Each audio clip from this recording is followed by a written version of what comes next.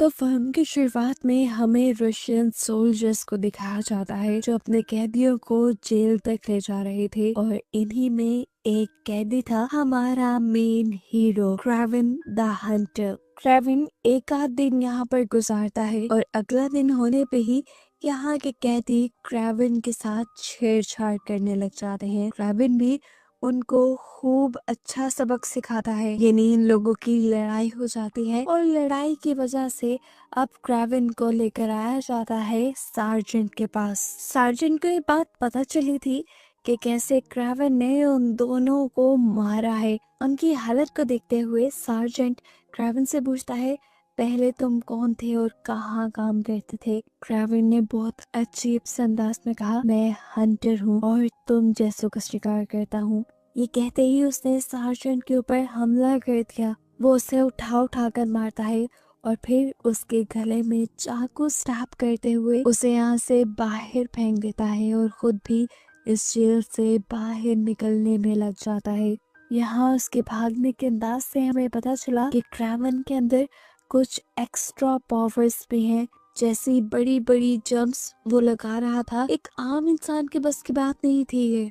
वो किसी चीते की तरह तेज भागता था और दीवार पे तो वो ऐसे चढ़ रहा था जैसे उसका रोज का काम हो। चंद ही मिनट में वो बिना किसी के हाथ लगे वहां से भाग निकला। भागते हुए क्रेविन के सामने आ गया एक बहुत ही बुरा बर्फ का तूफान। इससे लड़ते हुए इसी तूफान में एक भेड़िया भी उसके सामने आ गया जो उसका शिकार कर ही लेता, लेकिन क्रेविन उसकी आंखों में गौर से देखने लगा। उसके ऐसे देखने पर भेड़िया डर सा गया और उसने क्रेविन पे हमला नहीं किया। बाद में भागते हुए क्रेविन अपने एयर जेट में आ गया। प्लेन में आते ही उसने किसी की रिपोर्ट दी कि मैंने काम पूरा कर दिया है और सार्जेंट को मार डाला है।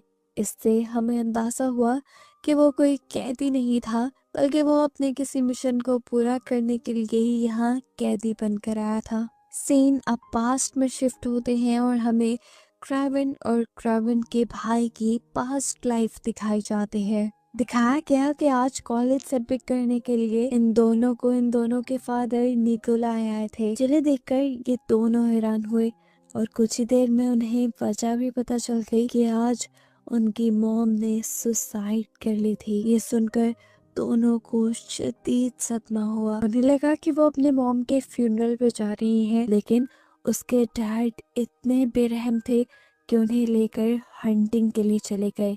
जब क्रेविन और उसके भाई ने इस बारे में पूछा तो उसके डैड ने कहा कि फ्यूनरल उनका होता है जिनकी डेथ होती है और तुम्हारी मॉम ने अपनी जान खुद ली है।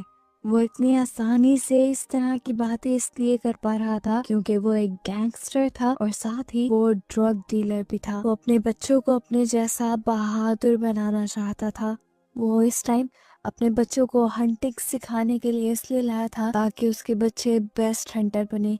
ये लोग जानवरों को मार के जानवरों की खाले भी स्मगल किया करते थे, लेकिन क्रेविन और उसके भाई दोनों को ये काम पसंद नहीं था। खैर अपने डैड की बात मानते हुए ये लोग शिकार के लिए आगे बढ़ जाते हैं। जिस शेर का शिकार करने ये लोग इस जंगल में आए थे, वो शेर भी एकदम से इनके सामने आ गया। क्रेविन उसे देखकर डरा नहीं। क्रेविन ने उसके ऊपर बंदूक तानी और शेर की आंखों में देखने लगा और क्रेविन के इस तरह देखने पर जैसे शेर भी एकदम से डर गया। क्रेविन चाहता तो बड़ी आसानी से इस टाइम शेर का शिकार कर लेता, लेकिन उसने ऐसा नहीं किया। इस शेर को मारने का उसका दिल नहीं माना, लेकिन इतने में ही पीछे से क्रेविन के डैड यानी निकोलाई ने शेर के ऊपर गोली चला दी और अपने ऊपर हुए हमले से शेर को भी गुस्सा आ गया और उसने बदला लेने के लिए उल्टा क्रेविन के ऊपर ही हमला कर दिया। क्रेविन को झपट्टे में लिए वो आगे की तरफ बढ़ रहा था। अपनी बेटी को बचाने के लिए पीछे से निकोलाई उस शेर के ऊपर शूट करता रहा, लेकिन फिर भी शेर ने हार नहीं मानी और वो क्रेविन को घसीटते हुए दूर ले गया। फिर शेर ने आकर क्रेविन की बॉडी को एक जगह पर फेंक दिया और ये सब जंगल में सैर करने आई एक लड़की ने देख लिया। क्रेविन को जख्मी हालत में देखकर इस लड़की ने चंद कतरे किसी खास सिरम के क्रेविन के मुंह में डाले और देखने को मिला कि उससे क्रेवन को बेइंतहा ताकत मिली और क्रेवन खुद ब खुद ठीक होने लगा। कुछ ही देर में यहाँ रेस्क्यू टीम भी पहुंच गई, जो क्रेवन को लेकर जब यहाँ से जा रही थी तो उस लड़की ने क्रेवन के हाथ में एक छोटा सा कार्ड रख दिया। क्रेवन हॉस्पिटल भी पहुंच गया। वहाँ क्रेवन का इलाज भी शुरू हो गया, लेकिन क्रेवन की हालत इतनी ज्यादा क्रिटिकल थी कि वो मरने की स्टेज पे था। यहाँ तक कि डॉक्टर ने उसे डेड डिक्लेयर भी कर दिया। लेकिन हैरत अंगेज तौर पर चंद मिनट गुजरने के बाद ही एकदम से क्रेवन जिंदा हो गया। जिंदा होते ही उसने अपने हाथ में उस कार्ड को देखा जो उस लड़की ने उसे दिया था।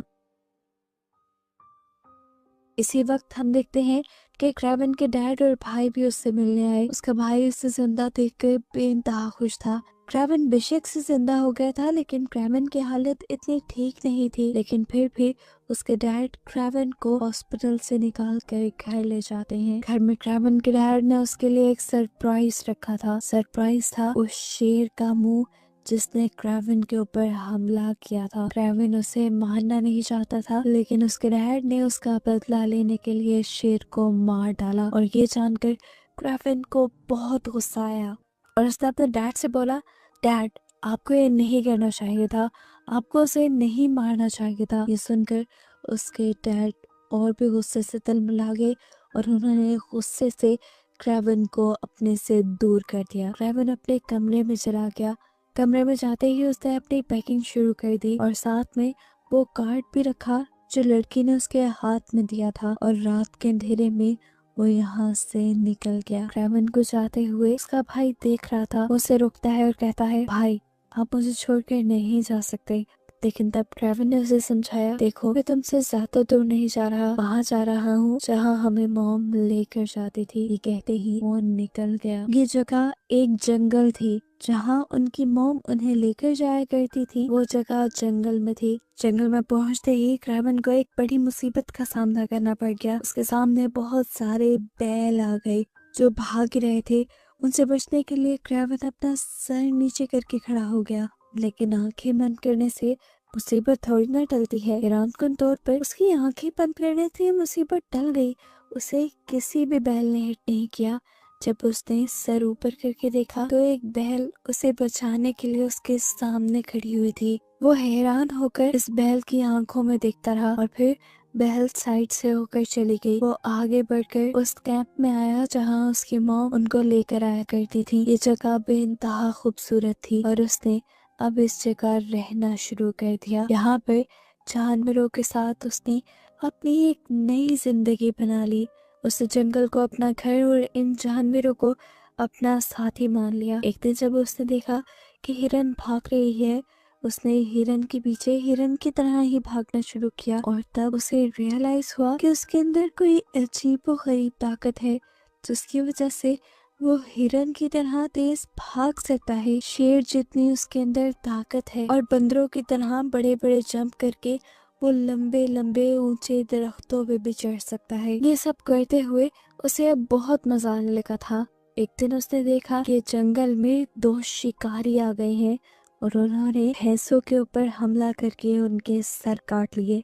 ये देखकर क्रेवन को बहुत ज्यादा गुस्सा आया। वो हंटर्स के करीब आया और उन्होंने हंटर्स से कहा, तुम्हें ऐसा नहीं करना चाहिए था। हंटर्स उसके एटीट्यूड को समझ नहीं पाए और हंटर्स ने उसके ऊपर ही बंदूक तान दी। ये देखकर क्रेवन को भी गुस्सा आ गया और उसने इन दोनों शिकारियों के ऊपर हमला कर दिया। उन्हें पकड़कर इतनी बुरी तरह से पीटा कि आखिर ये दोनों मर ही गए। और उस दिन के बाद से उसने ठान लिया कि अब वो किसी हंटर को जिंदा नहीं छोड़ेगा। सीन कट होकर हमें प्रेजेंट में क्रेवन को दिखाया गया जो अब अपने प्लेन के जरिए इसी जंगल में आया है।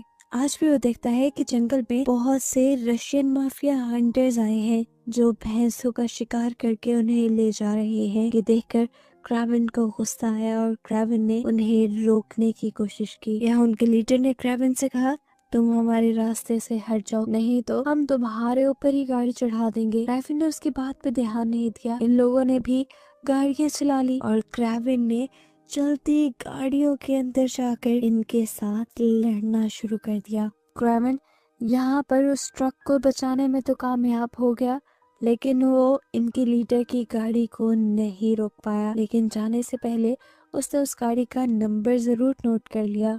सीन कट होकर अब हमें उसी आदमी को, उसी लीडर को अपने ऑफिस में दिखाया गया। वो अपने बॉस से मिलने के लिए आया था, उन्हें रिपोर्ट करने आया था अच्छे काम की। लेकिन जैसे ही कुर्सी पीछे मुड़ी तो वो इंसान हैरान परेशान रह गया, क्योंकि यहाँ पे उसकी बॉस की जगह क्रेवन था।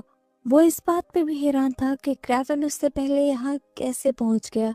क्रेवन ना सिर्फ उससे पहले यहाँ पहुंचा था, बल्कि यहाँ आते ही उसने इस आदमी के बॉस को भी मार डाला था। वो अब आंद्रे से पूछता है, तुम्हें किस तरह मारा जाए? रुको मैं अपनी डायरी देख लूं, तुम मेरी लिस्ट में हो भी या नहीं। उसने अपनी डायरी देखी तो ये सामने खड़ा हुआ आदमी भी उसकी डायरी में था। असल में डायरी में क्रेविन उन सारे बुरे लोगों के नाम लिखता था जिनको वो मारना चाहता था। डायरी से इस आदमी का नाम काटते ही उसने गन उठाकर इस आदमी को शूट किया और मार डाला, जिसके बाद वो बड़ी ही सफाकी से इस कमरे से निकल गया और हमें उन दोनों आदमियों की लाश दरवाजों से लटकी दिखाई दी। अब सीन कट होकर फाइनली सालों बाद हमें उसी लड़की को दिखाया जाता है जिसने क्रेवन की जान बचाई थी, कुछ जादुई सिरम उसके मुंह में डालकर। ये लड़की बड़ी हो गई है और अब एक जानी मानी लॉयर है। आए दिन इस फील्ड में उसे काफी थ्रेट्स मिलते हैं और उसके काफी सारे दुश्मन भी बन गए हैं। लेकिन खैर यहाँ पर एंट्री करता है हमारा हीरो क्रेवन उस वक्त पे जब ये लॉयर अपनी दोस्त के फ्यूनरल पे थी। यहाँ पर आकर क्रेवन ने उसे बताया कि मैंने तुम्हारी दोस्त के मुजरिम को मार डाला है। मैंने उस रशियन सार्जेंट को मार डाला जिसने तुम्हारी दोस्त का रेप करके उसे मारा था। ये सुनकर वो हक्का बक्का रह गई। क्या क्रेवन सच बोल रहा था? उसे यकीन नहीं आया। वो घर गई और घर जाते ही उसने रिसर्च की। क्रेवन की बात बिल्कुल सच थी। किसी हंटर नामी पहचान के शख्स ने उसकी दोस्त के मर्डर को मार डाला था और इस चीज से वो जान गई कि हंटर कोई और नहीं, हमारा क्रेवन ही है। क्रेवन ने लॉयर को वो कार्ड भी दिखाया था जो लॉयर ने बचपन में उसके हाथ में रखा था। ये देखकर वो शौक रह गई कि उस लड़के ने आज तक उसे याद रखा हुआ था। यहाँ पर अब वो लड़की क्रेवन से कहती है, मैं जान गई हूँ तुम ही हो हंटर जो सारे माफियाज को मार रहे हो, लेकिन मेरी नजर में तो तुम भी मुजरिम हो, मर्डर तो तुम भी कर रहे हो। जवाब में क्रेवन ने कहा, मुझे इससे फर्क नहीं पड़ता। वो अब अपनी डायरी निकाल के इस लॉयर को देता है और उससे कहता है कि तुम इस फील्ड में हो, आए दिन मुजरिम तुम्हारी अदालत से छूट जाते हैं। बस मैं चाहता हूँ कि तुम उन मुजरिमों का नाम मुझे इस डायरी में लिख दो ताकि मैं उन सारे बुरे लोगों का इस दुनिया से सफाया कर दूं। ना चाहते हुए भी ये लॉयर वो डायरी पकड़ चुकी थी। सीन कट होकर अब हमें राइनी नाम के एक आदमी से मिलवाया जाता है जो भी एक माफिया ही है। हर तरह के बुरे काम में तो वो इन्वॉल्व रहता है। अब यहाँ उसे एक हैरान कर देने वाली खबर ये पता चलती है कि उसका सबसे बड़ा दुश्मन जो कि गैंगस्टर था उसे किसी ने मार दिया है। ये बात जानकर वो हैरान हुआ। कौन बहादुर हो सकता था जिसने उस शख्स को मार दिया? उसे अपने दुश्मन की मौत से कुछ लेना देना नहीं था, लेकिन अब वो अपने आदमी से कहता है कि हमें उस आदमी से हाथ मिला लेना चाहिए जिसने हमारे दुश्मन को मारा, नहीं तो वो एक दिन हमारा भी काम करना मुश्किल कर देगा। साथ ही साथ अब राइनो अपने दुश्मन के बिजनेस को भी टेक ओवर करना चाहता था। वो जब उस आदमी के यानी अपने दुश्मन के आदमियों से मिलने गया तो गुस्से में उन्होंने राइनो को गोलियों से भून डाला, लेकिन हैरान कुन तौर पे राइनो को कुछ भी नहीं हुआ। वो मरा ही नहीं। उसका जिस्म देखने पे पता चला उसका जिस्म तो जैसे किसी पत्थर का बन गया था और ये काम किया था उसने किसी अजीब तरह के सीरम को अपने अंदर इंजेक्ट करते हुए। जब ये लोग राइनो की बॉडी को देखकर हैरान हो रहे थे तभी मौका देखते हुए राइनो के छुपे हुए स्नाइपर्स ने उनके ऊपर गोलियां मार के उन्हें भी मार डाला। अब यहाँ पर जिंदा बचा था एक ही मॉरिस नाम का आदमी जो डर कर राइनो के साथ हाथ मिला लेता है। शाम हो गई। देखने को मिला कि क्रावन के डैड यानी निकोलस ने भी मॉरिस को अपने पास बुलाया है बिजनेस डील के लिए। अब जैसा हम जानते हैं कि वो तो पहले से ही राइनो के साथ हाथ मिला चुका था, तो वो राइनो के दुश्मन यानी निकोलस के साथ क्या करता। मालूम हुआ कि वो राइनो के ही कहने पर निकोलस को मारने के लिए आया है अपने आदमी लेकर। उसके एक ही इशारे पर उसके आदमी यहाँ निकोलस के आदमियों के ऊपर हमला शुरू कर देते हैं, लेकिन निकोलस के ही पास आकर उसे मारना इतना भी आसान नहीं था। निकोलस ने यहाँ मॉरिस और उसके सारे आदमियों को मरवा दिया और ये बात जानकर अब राइनो गुस्से से पागल हो गया। खैर उसी दौरान अब राइनो को खबर मिलती है कि उस आदमी का इन्होंने पता चला लिया है जिसने राइनो के दुश्मनों को मारा था, जिसके बारे में जानकर वो कुछ बोला तो नहीं, लेकिन उसके एक्सप्रेशन बता रहे थे कि उसके दिमाग में अब बड़ी गेम चल रही है। यहाँ देखने को मिला कि क्रेवन दीवारों पर चढ़ते हुए खिड़कियां फैलाते हुए अपने भाई के पास आया है, क्योंकि आज है उसके भाई का बर्थडे जो वो उसके डैड के बाहर में ही सेलिब्रेट करते हैं। ये दोनों जब सेलिब्रेट कर रहे थे तो यहाँ पर उसके डैड भी आ गए। उसके डैड ने उसे समझाया कि बेटा हम फैमिली हैं, तुम हमसे इतना दूर क्यों चले गए हो, तुम्हें हमारे पास आकर रहना चाहिए। लेकिन उनकी बातों का क्रेवन पर कोई असर नहीं था। खैर इन्होंने अपनी पार्टी एंजॉय की, जिसके बाद क्रेवन अपने भाई को छोड़ने के लिए घर आया, क्योंकि उसका भाई बहुत ज्यादा ड्रंक था। वो वापस जाने ही वाला था कि उसके भाई ने उसे रोक लिया कुछ इस तरह से कि वो इनकार ही नहीं कर पाया। अपने भाई की बात मानते हुए वो जाकर सोफे पे सो गया, लेकिन वो जंगल में रहने का आदी हो गया था। सोफे पे उसे कैसे नींद आती, उठकर वो बाहर गार्डन में गया और वहां सो गया। सुबह जब उसकी आंख खुली तो वो अपने भाई को जगाने के लिए आया, लेकिन उसे देखने को क्या मिलता है कि उसका भाई तो बेड पे है ही नहीं और बेड पे खून के निशान है, जिसका साफ मतलब है कि कोई उसके घर में घुसकर उसके भाई को किडनैप करके ले गया है। शुक्र था कि वो लोग अभी दूर नहीं गए थे।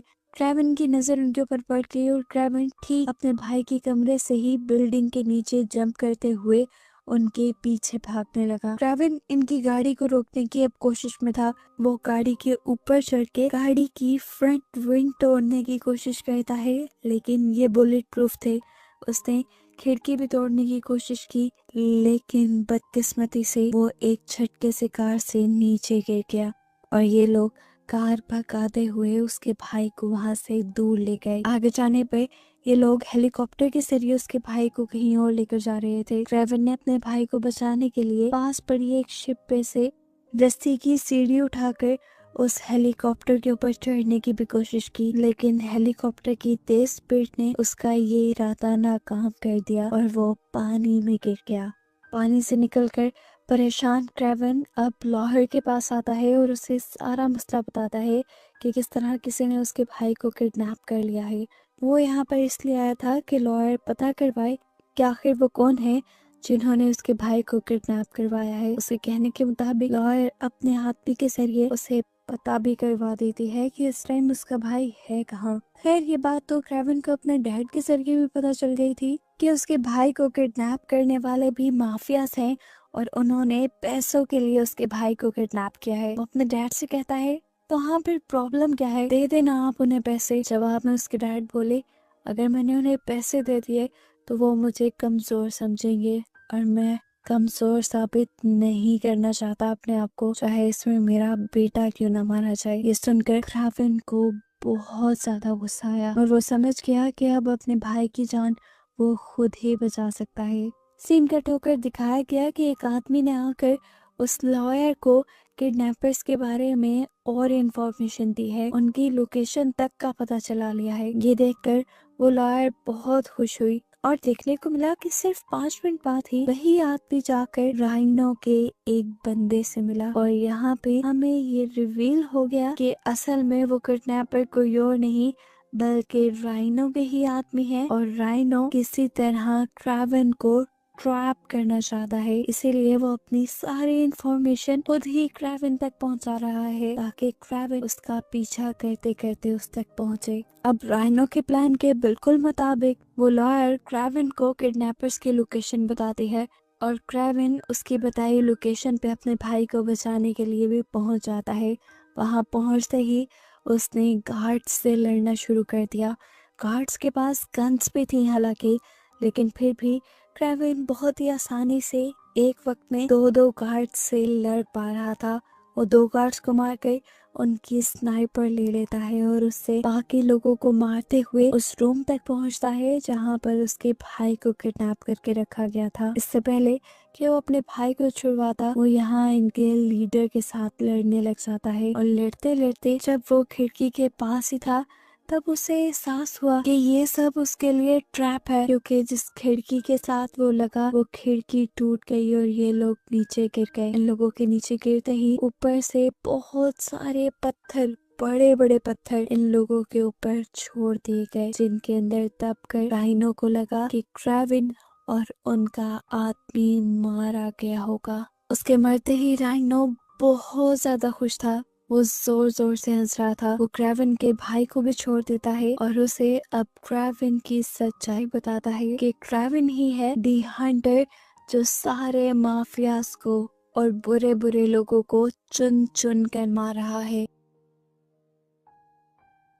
सीन कट होकर दिखाया गया कि 2 लोग चेक करने गए थे कि पत्थरों के नीचे क्रेविन मरा भी है या अभी तक जिंदा है, और हैरान कुन तौर पे क्रेविन अभी भी जिंदा था और इसके पीछे राज थी उसकी पावर्स। वो यहाँ पर इन दोनों आदमियों से फाइट करके उन्हें मार देता है और उनकी गन लेकर बाहर को निकलता है। चलते चलते उसने लॉयर को कॉल की और बताया कि ये सब माफियाज का बिछाया हुआ ट्रैप है उसे पकड़ने के लिए, और माफिया अब तुम्हारे पीछे भी पड़ गए हैं, जल्दी से निकलो यहाँ से। माफिया के लोगों के आने से पहले पहले वो लॉयर भी अपने ऑफिस से निकल जाती है और एक एयरक्राफ्ट के जरिए क्रेविन के बताए एरिया में आ जाती है। क्रेविन ने इस टाइम उसे अपने जंगल में बुलाया था, जो एरिया सबसे ज्यादा सेफ था। जब ये दोनों अपने कैंप की तरफ सफर कर रहे थे, तो तभी अचानक झाड़ियों में से एक चीते ने निकलकर क्रेविन के ऊपर हमला कर दिया। क्रेविन इन चीजों का आदी था। वो उस चीते से ऐसे लड़ा जैसे वो खुद भी एक चीता हो, और उसकी हिम्मत देखते हुए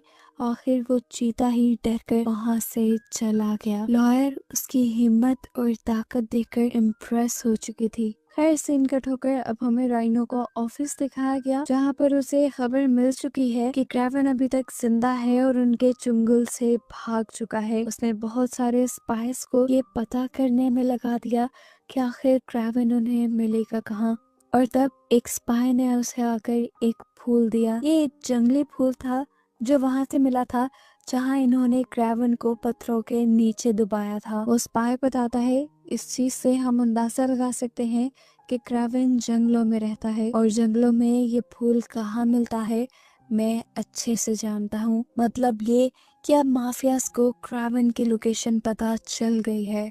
जहाँ जंगल में अब क्रेविन को लॉयर के साथ दिखाया जाता है। वो उससे पूछता है कि तुमने बचपन में जो मेडिसिन मुझे जो उससे पूछता है कि तुमने बचपन में जो मेडिसिन मुझे खिलाई थी, क्या वो तुम्हारे पास अभी है? क्या तुम जानती हो वो कहाँ से मिलेगी? वो बहुत ताकतवर थी और मुझे आज दोबारा उसकी जरूरत है। लॉयर उसे कहती है नहीं, मैं उस मेडिसिन के बारे में कुछ नहीं जानती। वो सिरम मेरी ग्रैंड माँ ने बनाया था, उन्हें जड़ी बूटियों के बारे में बहुत पता था। क्रेविन उससे कहता है क्या तुम्हारी ग्रैंड माँ अभी भी ये सिरम बना सकती है? जिसका वो जवाब देती है नहीं, क्योंकि मेरी ग्रैंड माँ अब मर चुकी है और इस सिरम के बारे में कोई और नहीं जानता। यहाँ देखने को मिला कि राइनो और उसके सारे लोग तेजी से जंगल की तरफ बढ़ रहे हैं, जहाँ राइनो के स्पाई आदमी के पास एक खास किस्म का इंजेक्शन है जिससे वो क्रेविन की जान लेने वाला है। जंगल में पहुंचकर राइनो के आदमी जंगल में चारों तरफ फैल जाते हैं और वो जगह ढूंढने लग जाते हैं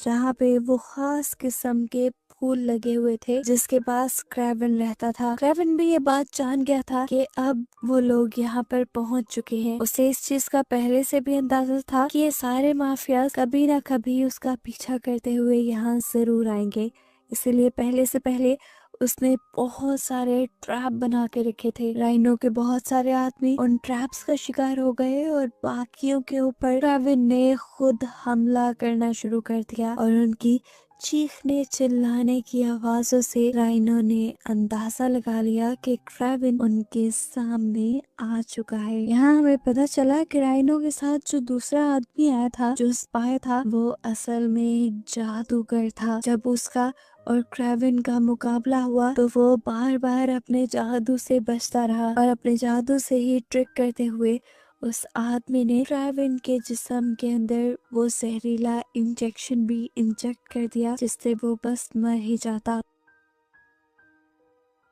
ये जादूगर अब गिरे हुए क्रेविन के ऊपर शूट भी करने वाला था, लेकिन उससे पहले ही हमें गोली की आवाज सुनाई दी और देखने को मिला कि लॉयर ने पीछे से इस आदमी के ऊपर ही हमला करके इसे मार दिया था। जिसके बाद वो अब जख्मी क्रेविन के पास आई। वो मरने की स्टेज पे था कि ठीक वक्त पर इस लड़की ने उसे दोबारा वही सिरम पिलाया जो उसकी दादी ने बनाया हुआ था। यानी पहले उसने झूठ बोला था कि ये सीरम उसके पास नहीं है, ये सीरम उसके पास था, जिसकी मदद से उसने इस मरतबा भी क्रेविन की जान बचा ली। खैर, उस मेडिसिन को पीते ही क्रेविन को दोबारा से होश आ गया और वो जिंदा हो गया। ना सिर्फ जिंदा हुआ, उसके सारे जख्म भी अब ठीक हो चुके थे। दूसरी तरफ राइनो को दिखाया जाता है, जिसे अपने आदमियों के जरिए ये बात पता चली कि उस जादूगर ने क्रेविन की जान ले ली है। ये जानकर वो बहुत खुश हुआ और सब लोगों को लेकर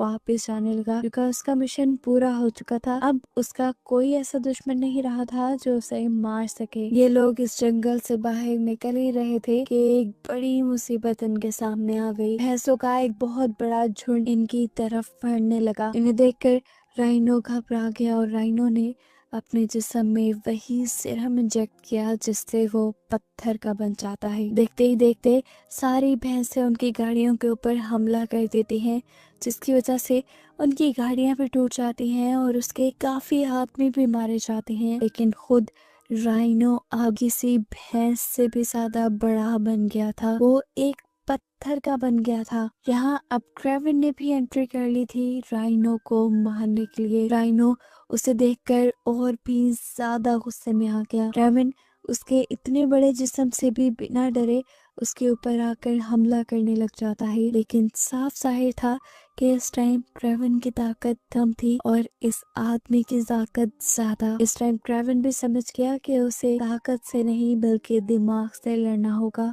वो एक रॉड से राइनो के जिस्म के उस हिस्से पर हमला करता है जहां से वो अपने अंदर सीरम इंजेक्ट किया करता था।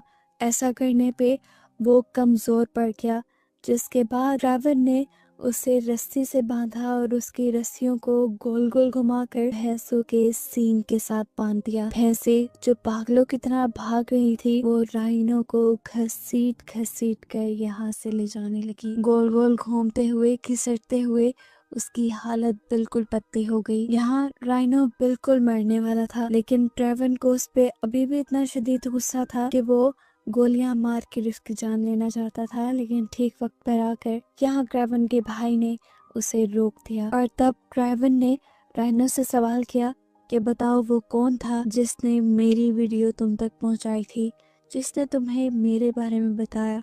ये सुनकर राइनो हंसने लगा और बोला, तुम नहीं जानते, वो तुम्हारे डैड ही थे जिसने तुम्हारे बारे में मुझे बताया था। ये सुनकर क्रेविन तो जैसे टूट सा गया। क्रेविन अपने डैड की इस घटिया हरकत के पीछे वजह जानने के लिए जब उनके पास गया तो डैड ने बताया कि मैं पहले से ही जानता था तुम माफियाज को और बुरे लोगों को मार रहे हो और मेरे बिजनेस में सबसे बड़ा दुश्मन था राइनो। ना मैं उसे हरा पा रहा था और ना ही उससे दोस्ती का हाथ मिला पा रहा था। फिर एक दिन उसने मेरे ही एक साथी को मरवा दिया और उसके पूरे बिजनेस पे कब्जा कर लिया। हालांकि वो बिजनेस मेरा होना चाहिए था। गुस्सा मुझे बहुत आया, लेकिन मैं जानता था मैं राइनो से बदला नहीं ले सकता, इसीलिए मैंने राइनो को उकसाया तुम्हारे खिलाफ। मैं जानता था वो जब तुम पे और तुम्हारे भाई पे हमला करेगा तुम उसे छोड़ोगे नहीं, और तुमने ऐसा ही किया। ऐसे अपने डैड के ही प्लान पे खेलते हुए क्रेविन ने